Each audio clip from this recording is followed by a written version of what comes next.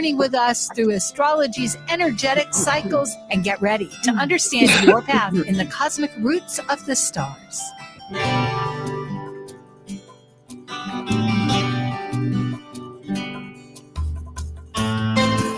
Hello, everybody. I'm Sue Minahan. This is Talk Cosmos, and today is, I always have to check this, it is the 5th of October. We're moving into that last autumnal quadrant of the year. And our subject today is going to be 29 degrees and 0 degrees. They're the tipping point. Well, we're going to talk about these degrees that seem to finalize and enter the realms, because astrology, we want to remember, is always about the cycles, that ever evolving, spiraling evolution. So with that said, I think I'm just going to introduce our wonderful special guests that we have for this. And I will say too, for this particular presentation, I don't have any slides. That's my new beginning. It's like, yeah, we're going to have a fireside chat. So let's find out who I'm chatting with. I have Marie O'Neill and Jen Sachs. Hi. Hello. So good to see you here. You know, this was, well, it was inspired from our Astro Jam when we did our little theatrical show about the eclipses. Let me introduce Marie. Marie O'Neill is an evolutionary astrologer, a coach, and speaker. Her website is Padma Life Coaching. She wrote a book, And the Lotus Opened. She also is a co-host on Kepler College YouTube series, Let's Talk Astrology Business. She has a website. Well, she has a website, of course, but she has a YouTube program that also illustrates a lot of wonderful little chats and talks. And indeed, Marie does retreats several times a year, and she is part of the Wine Country Speakers. So am I. And we just concluded a little webinar yesterday. So Marie is also a distinguished Toastmaster and board of directors of this TED in, the TED Talks in Sonoma. Thank you, Marie. I'm so glad you're joining. Thank you. Thanks for having me. Yeah. You can also find her on Substack. Jen Sachs is a certified astrologer with the AFA and a tarot reader. Yes, certified through Biddy Tarot with 20 years of experience and does consultations. And she later in life was diagnosed with autism, and it gives her that unique perspective in connection with astrology, I think, telepathy tapes and all kinds of things that have shown us that there's strong benefits and dynamics, such as our 29 degrees that we're going to discover about. And her, after decades of private practice, she's reaching out through social media. So perhaps we're just gaining a really visible view of Jen. She's also on the board of the Kepler Astrology Toastmasters Club. And her website is jensachsastrology.com. So hi, Jen. This is great. Thank you. It's wonderful to be here with you both. Yeah. Myself, I'm an evolutionary astrologer studying vibrational astrology. I have anyway, you can find out about me. Just go to Talk Cosmos. So, hello. Let's do our fireside chat. Do you have your coffee? Where's the fire? Well, should we start off by saying our shared placements into how this all kind of started? Oh, yes. Yes, absolutely. Yes, we are coming from, I had mentioned, the three of us stayed after one time, and I mentioned that I have a Mercury Virgo retrograde at 29 degrees. And both of these wonderful ladies said, that's my ascendant. Absolutely. My ascendant, well, all of my angles are 29 degrees, 59 minutes. So I have a Virgo ascendant, 29:59, Gemini midheaven 2959. Saturn is 29 degrees 6 minutes of Capricorn. The nodes might as well be 29 degrees because they're at 0, and the nodes go backwards. And it's, balsamic moon, just, yeah. Wow. Well, I'm in good company because I personally have a 29-degree Virgo rising, and my Saturn is 0 degrees Virgo. So it toggles the entire. I don't know if it toggles. They're in Virgo. But with that, yes, all my angles are at 29 degrees. But I also have at the midheaven, which is Gemini 29, on the 10th house, Uranus at 29, and on the right side in the 9th house, Venus 29. And they're both out of bounds. So yeah. It So, I mean, so adds then, to the. yeah. So how do we experience this? I mean, this is what we're going to be talking about, because a lot of people don't have those placements, those degree placements, and they don't know. Yeah. Well, exactly. And we were inspired through this solar eclipse that was at 29 degrees Virgo. And it was a new eclipse, relatively speaking, because the family of eclipses last 1,200 years. And this one was just the 7th.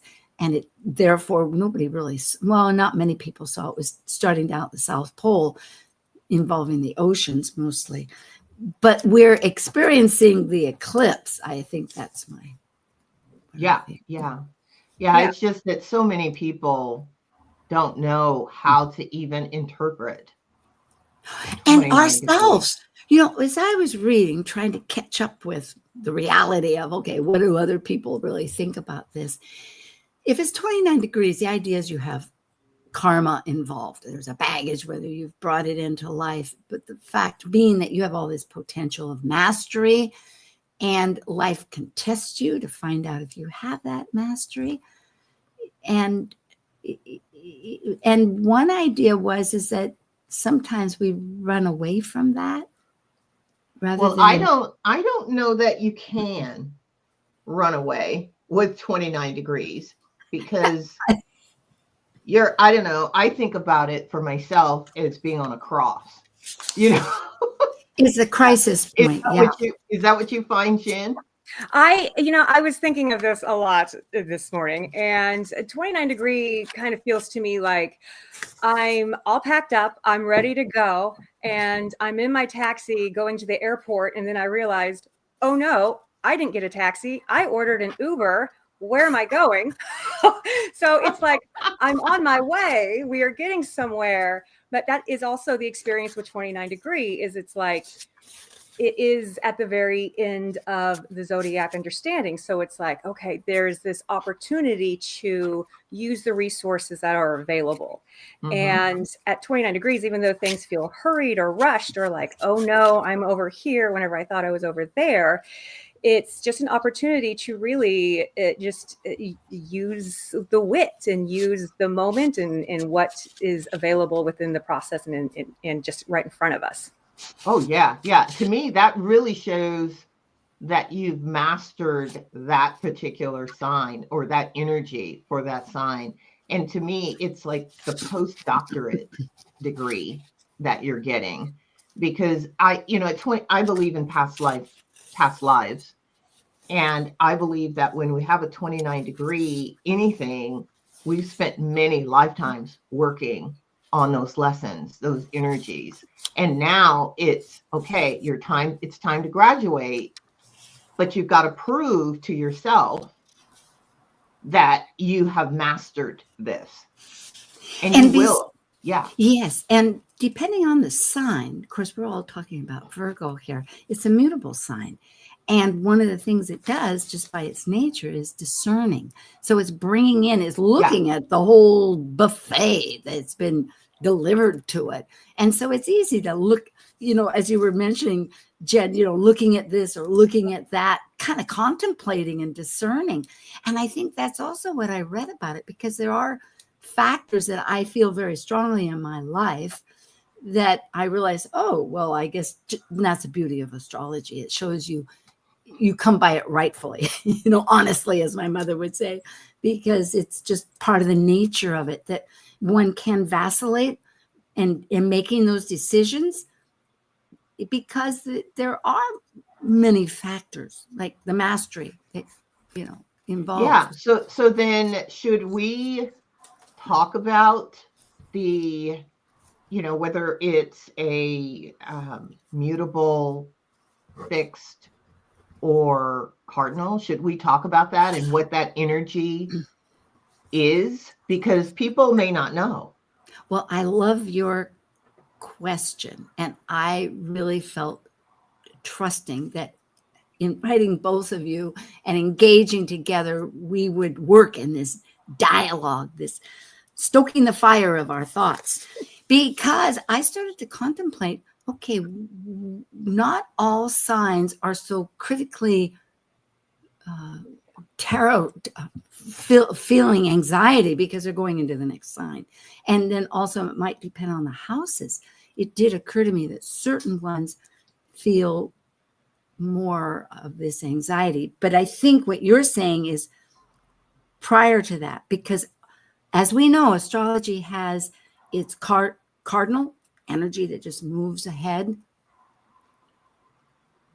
action oriented. Then we have that energy that coagulates into a form that sits and rests, whether it's ice like Scorpio or whether it's earth like Taurus. And then we have the mutable. Yeah, that kind of just, yeah. And it can seem like it's crumbling for some signs, and other signs it's just sort of evolving and reaching out. Well, I can tell you, having 29 degree Saturn in Capricorn, I am so freaking ready to move. And Saturn says, but wait, there's more. Well, that is, and you are very, the capabilities, I think that's a very intriguing idea, because my Saturn is at 0 degrees, Virgo, which is totally different. For me, it's this pure essence of possibilities that are yet undiscovered. And there's a real challenge to figure out the organizational method of where things fit and how to use it. And sometimes I have to see the whole picture in order to form that. Whereas you're working, having completed something, and I can see where you're just saying, hey, it's baked. Let's get the banquet going. Yeah, somebody give me a toothpick to stick in there, because it's got to be ready. It's got to be ready. And it comes out a little gooey still. I know. 5 more minutes. 5 more minutes. Yeah, I don't have anything at 0 degree. I do have a couple like earlier signs, but I just being a reader and giving birth to a human with 29 and 0 degrees, it's my perspective that the 0 degree is like a baby. It's new, it's innocent. There's an excitement to what's ahead within the new sign. And there's a load of wisdom in that. I know 29 degree is often the one labeled with wisdom, but there's tons of wisdom in the innocence and the Fool card and those types of things. So 29 degree is the baby. And how do babies communicate? Is they communicate. You meant 0 degrees is the baby. Yeah. And they communicate by, crying through a reaction of sensation. So it's like, it's not knowing how to really put things into form to communicate it verbally. Whereas 29 degree, it's almost like, okay, I see it. And now I have this opportunity to respond with wisdom from my experience. Yeah. So there is this need with 29 degree to kind of like take a step back and look at what has happened. Oh yeah. One is reactionary. And the other one isn't. Very much, yeah. And perhaps, pardon me, Marie, I hope I didn't jump in too soon. But what I'm thinking is very much like the cycle of the moon or Mercury or Venus when one's rising or setting, the evening or the morning stars. And we often think, especially with Venus, that the rising is more of the initiating, conquesting energy, whereas the setting is the wisdom keeper of not, the full capacity.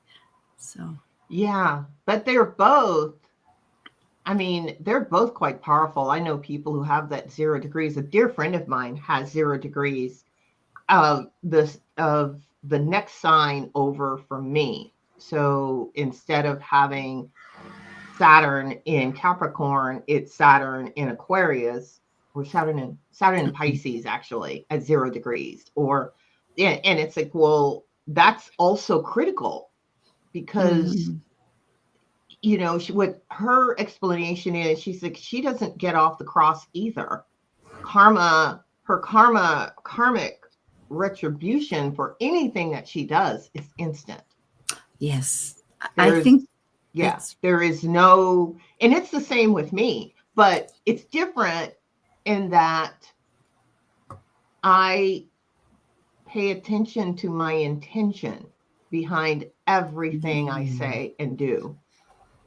It's automatic.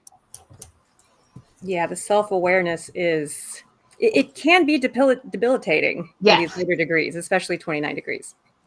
It can be. I love the accountability idea. And perhaps that's because we both have Saturn at an anaretic, at 29-0. And just to remind people, because most of listeners might be astrologers, but in case you're not, the zodiac has 12 signs. So each of those are divided equally into 30 degrees. So the 29th is actually the 30th, goes from 29th to 30th degree. Meaning that's because we start at 0. Right. And the 0 degree for each sign seems to be a little different as well. Like Marie, you brought up that a friend of yours has a 0 degree in Pisces, and Pisces period has a wisdom all of its own. So just that 0 degree, even though there's that freshness of the sign, there's still a great knowledge of experience and spiritual wisdom of the astrology chart prior to that sign, which is every other sign except absolutely.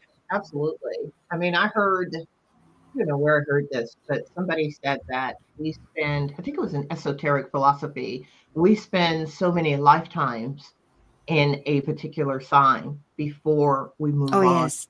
7, perhaps. Oh, I don't know about 7. I don't remember how many it is, but you can look at people. So here's just like what Jen just said, you can look at people with 0 degrees and they are quite wise because of all those lifetimes that they've spent learning. And so now they're just starting a new cycle.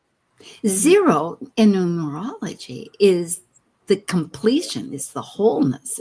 It's the egg. It has all the potential. It's like the seed, it is that universal all. So yes, it does make sense. And I was thinking, if you look at numerology, 2-9 adds up to 11, and 11, it can very much be that quest. It's one of the first master numbers, but there's this idea too of questing beyond more, not being finished yet. Yeah. Hey, I was going to ask you guys, what's your thoughts on the 29 and 0 degrees of the fixed? I'm writing this down so I can remember. That autism we spoke about earlier. Well, yes, because fixed can be comfortable, especially, let's start with Taurus. It can feel very much attached to it because it's sensory. And so it feels, it embraces everything so much. Do you think it's in the body already? It's got to be. Oh, it has to be. It has to be 29 degrees. Yeah, it has to be. And therefore, if you go ahead, though, just scouting out, just looking first at what they're feeling rather than what first as their own sign. If we look at Leo, that's our manifestation. Yes, it's who we are. So we can feel, I dislike the word pride, I think, satisfied or Well, glad about that, but still it's like we think we've given ourselves a star. Well, but there is a term in Buddhism called Vajra pride, which is without the ego. I love It it. is still pride, but just the Ah, ego isn't there. And that takes a lot of work to get to that. yes. Because it's almost like, I would think, like setting your creation out into the world and then letting the world decide what they're going to do with it. You don't really own it anymore. No or attachment. like a child. Yeah, Yeah, it's like a no child. attachment. So then we go to Scorpio, and that's water, but it's like the iceberg. It's holding a lot. Yes, and gripping onto even more. Yes. And it's cold. But it is like salt. It people want to freeze themselves. Some people do. Not Well, me. oh, you mean cryogenics? Yes, thank you. That was the I word. wonder what degree their signs are. I don't know. But we're finding people in the different Serbia or wherever, the Arctics. Even there was talk. I don't know if I shouldn't repeat it because I did not read this, but my husband was telling me that in the Antarctic, they found something frozen that was, well, you never know what's true and not. You have to really research. Right. But perhaps it was Yeah. alien. I don't know. So Possibly. that's emotions. Yeah. But all those emotions, that's a deep subject. They say, stillness is a. Yeah, and with Scorpio, there's this magnetism as well. So it's people are very much through life and through experience, we are here to transform. We're always aging, we're always coming up with new ideas. The world's doing whatever it's doing to us. And so there is this attraction with the Scorpion energy, whether you have it or not, because there is with just any Scorpio placements, there is this natural way of being to take things in, transmute them, and have the death rebirth process. And I feel like with Scorpio, with like a 0 or 29 degrees, there is more so with the 0 degrees, it's like, I am fixed in this newness, and there could be this need for Scorpio to learn how to set boundaries. And that's probably going to come from the Scorpio 0 degree being mistreated or put into situations that are very unsafe for that placement. And then for 29 degrees, it could potentially be the opposite, where they're overly boundaried with themselves and other people. They're setting boundaries on other people. Pluto very much sets taboo boundaries whenever every time Pluto changes signs, we have a new fear, and here comes some laws with it. So that's what I would see with this fixed water energy with the 0 and 29. I like that. The only thing that I would even remotely add to that is, Scorpio is the sign of death. And, it's what we must let go of, but we're holding on to. And the universe comes along with that Scorpio and says, okay, you must die to this. And I would think that it would be easier for 29 degree Scorpio to know instinctively when the death is coming and to just allow it versus the 0 degree. That's probably a good point, because Scorpio is our emotions, deep emotions, the psychological why of how we operate, and also the mysterious occult of change that's the metaphysical between time. And it's an exchange of resources, meaning that it's ready and has already prepared through so many changes that I think it's ready to look at the Sagittarius sense of what they've gained to express their beliefs, from what. Well, yeah. I mean, in Scorpio, that's where the war is fought. And it's the war between the personality and the soul. Yes, the fixed, It's, because the personality wants to keep control, and the soul is fighting to get control over the being in esoteric philosophy. And so you fight that war. You think about, where is Scorpio on the wheel. It's that 8th house. Well, it's about to set. The sun is, as they've said, is about to set. But as I've also been taught with Scorpio, it's really about life. They want to live, yet they're fearful that, as you were mentioning about the past lives here, Jen, that they might have been betrayed, or can they trust? Can they really trust these other people that they have such a commitment for? And not just a commitment abstractly, but their lives depend on this relationship for their survival. So it's a deep one. Shall we move on to Aquarius? The last of the fixed. Jumping into the next one. Did we do Sag? Did we do? Well, no, but we're doing fixed, right? Fixed. Okay. Okay. Yeah, that's where we're moving. Yeah, fixed. So that's air. It fixed air. But I often have wondered too, like they say it's the most opinionated of all the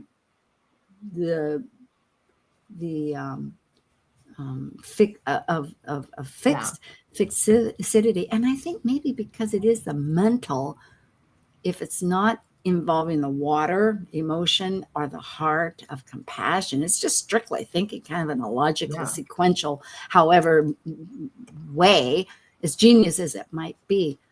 And isn't that like a hurricane or a tornado, maybe? Well, it is air, but I mean, we've been just dealing with the 0 degrees with Pluto. Oh, yeah. And so if you think about, if each person thinks about what was going on in their lives when Pluto was at 0 degrees, which wasn't that long ago because Pluto's at 1 degree now, it'll tell you how that 0 degrees Aquarius is operating I think it's in your life. Yeah, it's been several years because it's going back to 1, but it's not going to 0. It was just last year. It was at 0 degree Aquarius 3 times. Yeah. So, 5 times maybe, I think, in fact, if I might say. But go ahead, Jen. Possibly. Yes, but the last time it ingressed into Aquarius was last November. It was right around that wicked. Yes, thank you. That's right. I'm talking about a movie. Was it last November? Okay. It was. So then looking back at your life back then to see what was going on and what Pluto brought up, because I mean, with Pluto, it always, to me, brings up the shadow first, or at least that's what we see, but it also brings up your gifts. But you think about Aquarius and what it's asking. What is our involvement and connection with the whole, with the collective? How do we sit? The group. I love it. This is a perfect time to take just a tiny little getaway. Think of yourself teeter-tottering between the 29 and the 0. We will come back. This is Talk Cosmos with Marie O'Neill, Jen Sachs, and myself about these points of our experiences. Okay, thank you.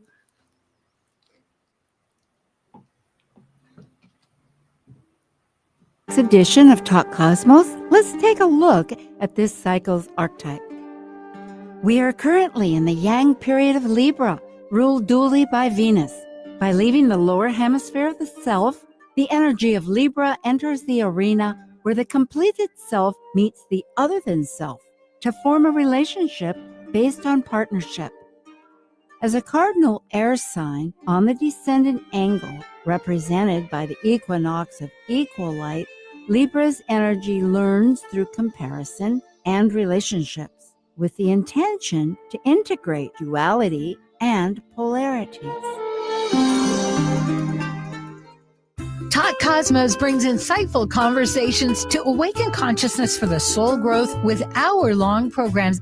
Talk Cosmos weekly programs are also available to watch live on the Talk Cosmos YouTube channel and Facebook page. While you're there, make sure you click the like and subscribe buttons so you get the full Talk Cosmos experience. Or if you'd rather listen to the show archives with audio only, the entire podcast collection since 2018 is available on most podcast carriers. And to find out about upcoming programs, sign up for the newsletter at talkcosmos.com. So grab your coffee, tea, or kombucha and enjoy the show. This is Martha Norwalk every Sunday morning beginning at 9 a.m. Thanks in part to Dr. Nels Rasmussen at healingministryforanimals.com. We cover the world of animals. This week, October 12th, it's a change of schedule. Tune in to hear Behavior Training and Healing Sunday with me and talk with your human or animal loved ones on this side or the other, and personal readings with Natasha Venter. Hope you can join us. Call in with your questions for either one of us. Martha Norwalk's Animal World, Sunday morning, 9 a.m. to noon, right here on Alternative Talk, AM 1150. Multicultural,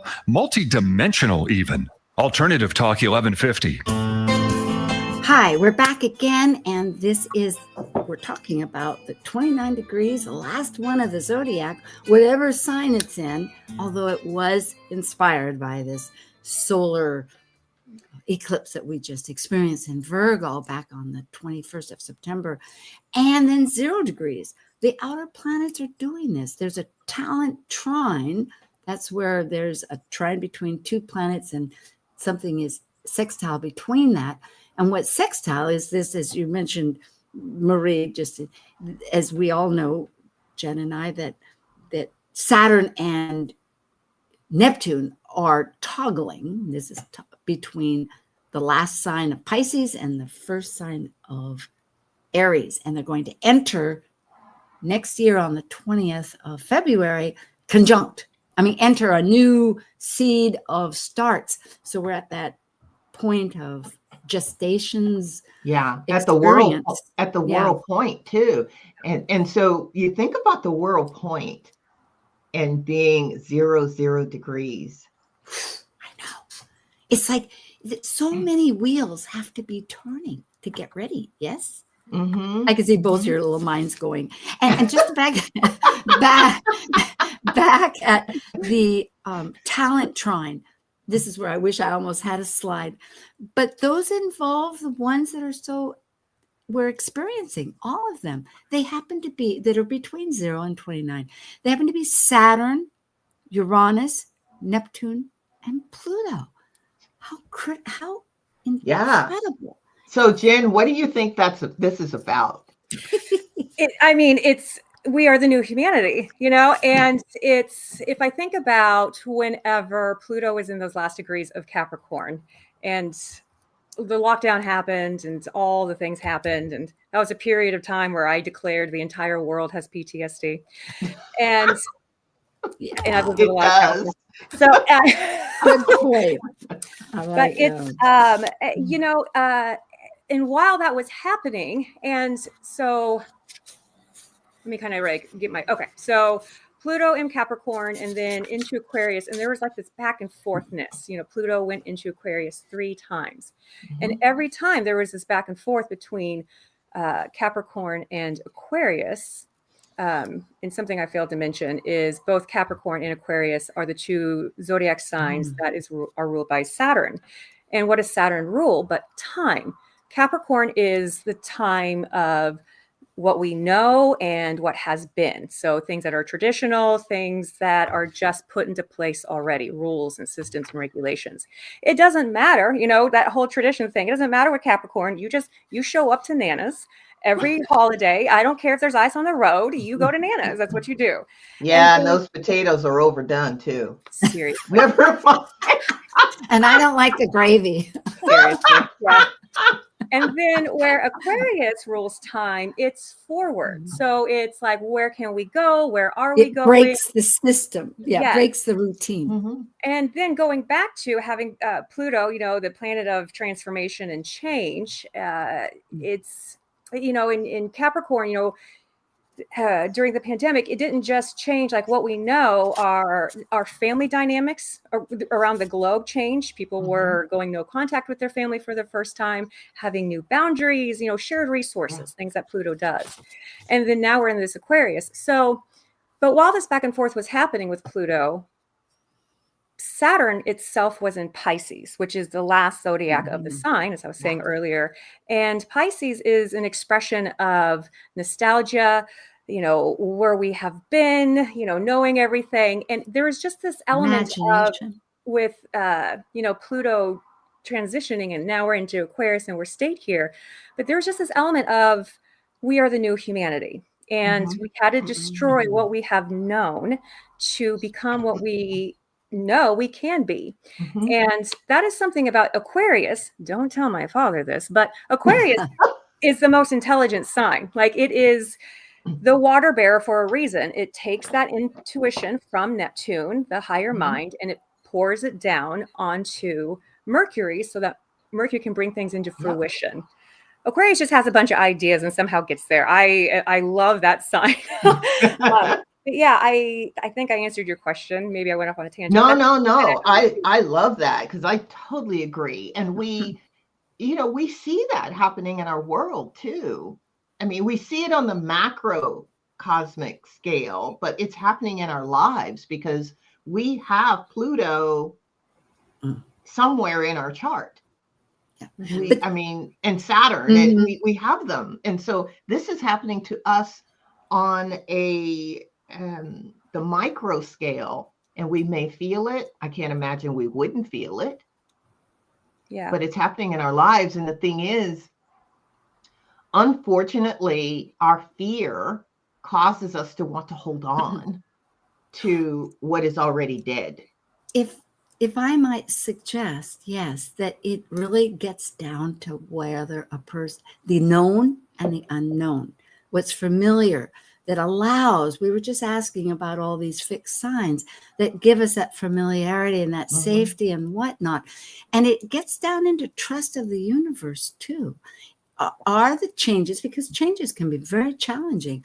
It's change is part of the universe. Evolution happens. Mhm. Energy never gets destroyed, it just recreates. So there's always going to be an element of change. And when it's brought onto us through whatever form, whether it's natural, whether it's social, economics, politically, there's many factors involved. It's health. It, it it isn't always so easy. So what I'm getting at is, yes, we have Pluto as one of these characters in our scene, and we also have Uranus as a character that Yeah. disrupts the rhythm. And actually, Uranus is the modern ruler of Aquarius. Aquarius, yeah. And so they're really tightly embodied. And we also have Neptune, and we have Saturn. No, Saturn. I said Saturn. So the whole characters are working in this dynamic business.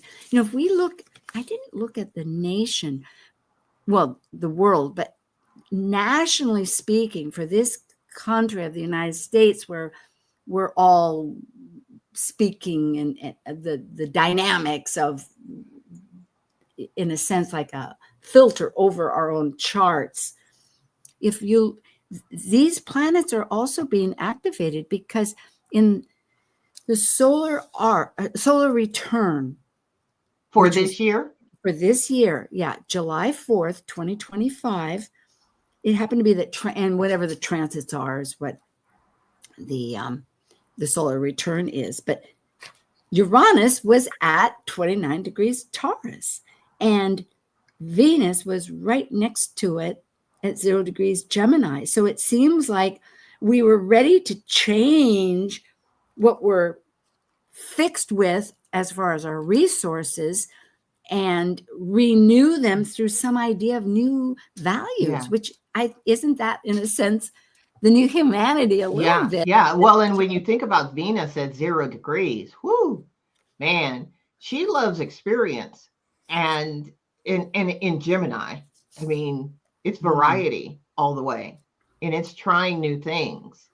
But it's also what you value and what type of relationships you're going to have. And coming out of Taurus, because remember that Gemini is the antidote for Taurus.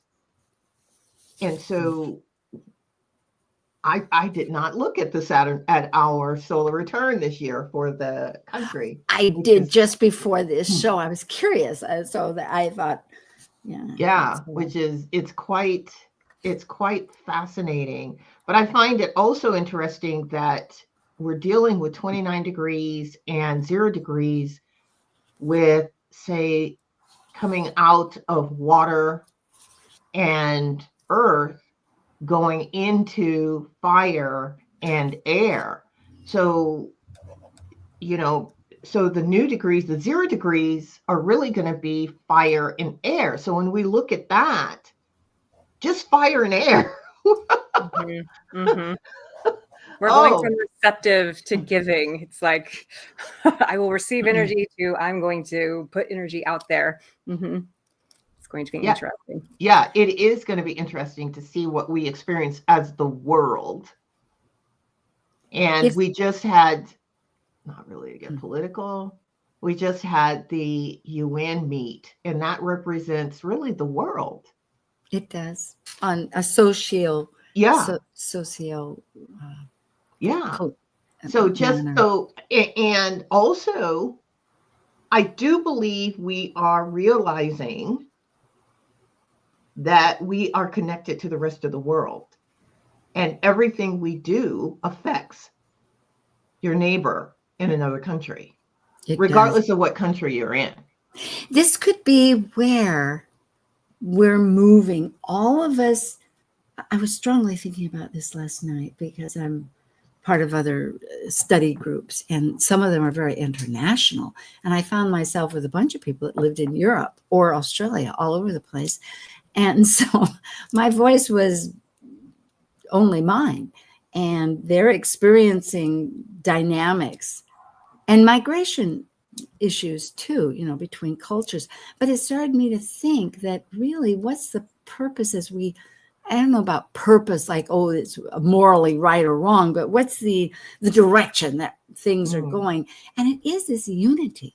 And it could be the unity, whether it's not just thoughts, but it's of cultures, it's of physicality, so that our differences won't be so glaring. Yeah, that one can perceive like what seems to be obvious, but actually not important.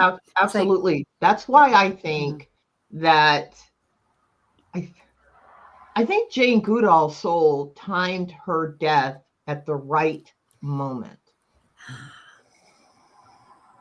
Because because it's still, she is well known, and she has fought for most of her life for nature. In her last interview, which was done, I think, in September before she died, she talked about us as humans having to realize that we are a part of nature, that we're not separate. Yes. And that, corporations and individuals, we have to come together to work out the differences and to work for the species of humanity, which is also the other kingdoms of nature. Because we won't survive. Yeah, we won't survive. So you think about fire and air at 0 degrees. It's like, whew, that's going to go fast. Yes. Yeah. And there's almost like a butterfly effect with fire and air. Because every sign just has its own intuition, and fire signs have a very physical intuition. Like, I got to get up, I got to move now. And air signs have this mental intuition of just picking up knowledge and organizing it. And to kind of touch on what was asked earlier, I just kind of see that happening. We're starting to see where my actions here in Seattle, Washington are somehow mycelium-ing their way to different parts of the world that I've never even been to or even know about, because I'm terrible at geography. It's a good point. It is just beautiful. I'm really thinking about these elements because fire is, of course, heat. And thinking on its elemental terms, and air is quite, as we know, mercurial, but is mercurial because it, water is composed of 2 hydrogen atoms and an oxygen, H2O, meaning that air transports between water. It's the conduit of water. And the heat or the temperature, whether we have heat or not have heat, helps regulate it because it evaporates and then it falls down. It goes from the salt to the fresh. And then, of course, that feeds the land, or else it's barren in that land. So they're so connected. But you're right that it's fast with these two energies happening, because if you have just air and fire, oh boy. Well, I mean, when I think of Aries is that initial spark. It's the first sign. So we've got 0 degrees at the first sign of the zodiac. That is powerful. And it's a fire sign. So it's going to initiate. And then we've got, Aquarius.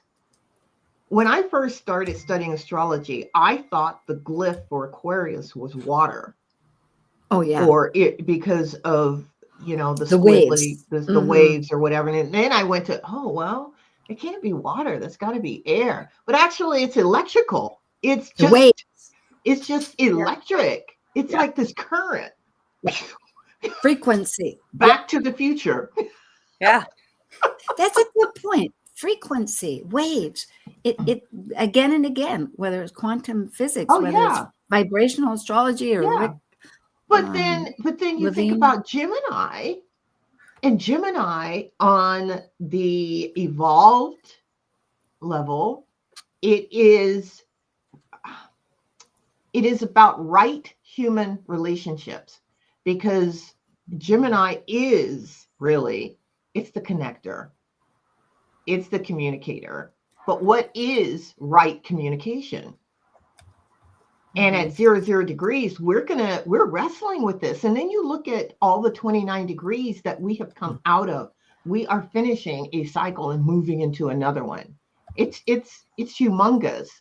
And I do believe what's going on in the world is based on the fear of moving into the new. I really do.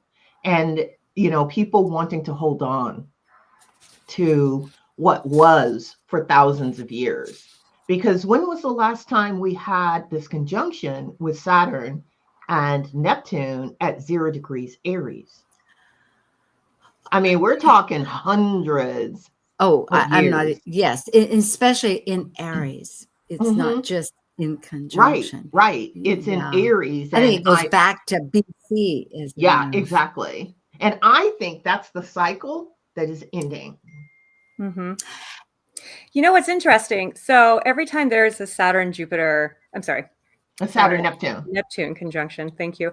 There's a big burst of mental health awareness, education. The DSM-5 book came out during that. Autism very much has the Saturn Neptune theme to it as well, in terms of like awareness and all of that, as you're seeing with all of us being diagnosed off of TikTok in the last couple of years. But it's, with this going from 29 degree Pisces into 0 degree Aries and all the other points that we've touched on through this conversation, there's this element of time heals everything. And there is a big fear of moving on, and it is hard to just let things go and to welcome in new change. And I feel like, at least just my perspective of this Saturn Neptune is very much dissolving the reality, or at least dissolving our ability to grip onto those aspects of us that we are having a hard time letting go of. Yeah.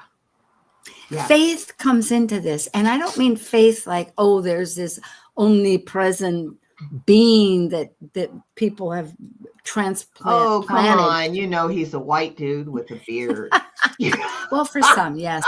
And so at any rate, I'm not just scratching that whole idea. You're right. But back, I got brainwashed here. I got sidetracked. Wait a minute. What was I talking about? That was, what were we? I mean, actually, I did. We were talking about Neptune being the spiritual. And you said it is a spiritual cognitator of life. And actually, I'm going somewhere else. That just really, I shouldn't have even brought that up, because it's so antithesis to what I'm thinking. Oh, goodness. Yes. Fear. Okay. Back to fear and faith. That's what I was thinking. Faith. faith, as far as our 29 degrees, is where I was reading, if there's all this culmination, you finish a cycle, you have the mastery, but do you have the mastery? Because maybe you see more things, but there comes a point of faith and jumping, just leaping. I know I do this so much. I have 29 degrees, all my angles. I've got vertex Pisces on the descendant, besides Uranus, Venus at the top. And I'll deliberate and deliberate and deliberate. And I thought, gee, that was Virgo. But no, it says 29 degrees. And suddenly it just goes, boink, I'm going. And so I think, yes, the fears that we have, what's the antidote to fear is love.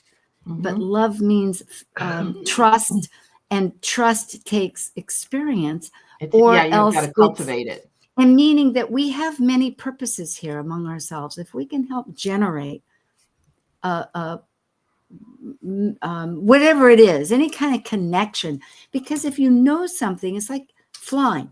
I worked for the airlines, and there was a pilot on the land, but he gave classes, because there are people that fly that are scared to fly, which just shocks me. Why would they even put themselves in that position? But I guess they need to. And so he teaches them what to expect on the airplane, that how the people rule, how the plane might work, or what all the people around them are supporting them for. And it gives them a little familiarity, right? I was thinking about this. What can we offer, even whether it's today's talk or whether anybody moves out in their life, if by using these energies of networking, new humanity, through huge spans of time, when you consider we're all in 3 different locations, you're on the mainland, I'm in the ocean, more or less. We can bridge. We can be that bridge to help navigate. Yeah, we certainly can. And my goodness, with Uranus going into Gemini and Pluto being in an Aquarius, we know that they're trying. And with the World Wide Web, regardless of what people think, it's the great connector. There is no reason for us to be isolated. We have to look at other people's views. We have to be open-minded. That's my view. And support each other. And Saturn and Neptune will be that link, because in vibrational astrology, it's considered to be on its highest level spiritual. Oh, because just what you were saying, Jen, it breaks down what's essential, and in the Neptunian sense of showing what is magical or extraordinary, and you combine that, it's the ethereal. Yeah, and we didn't even talk about the fact that we're not alone in the universe. Right. Lead on. Yes. That's going to be fascinating too, because I don't know. I just think that that's coming for people to realize on a global scale. I think, with aliens. Well, are they alien? They're alien to us, but then we're alien to them. Like bugs. Bugs are alien, but they're not. Yeah. I don't know. Jen, what do you say? I think we're the aliens, honestly. Yeah. I mean, and I watched They Live as a kid, and then I moved to LA, and I was like, okay, this works. So, yes. Well, that's a good point. Anything unfamiliar is alien. So we are moving into our own alien vision of what the new humanity will be. Absolutely. And go through this tipping point, and it's a process. Thank you, Marie O'Neill. Thank you, Jen Sachs. Thank you. It's been a pleasure. And everybody there have a good. May your adventure be brilliant. Yeah. Welcome in the change. Time heals everything. Oh, it sure does.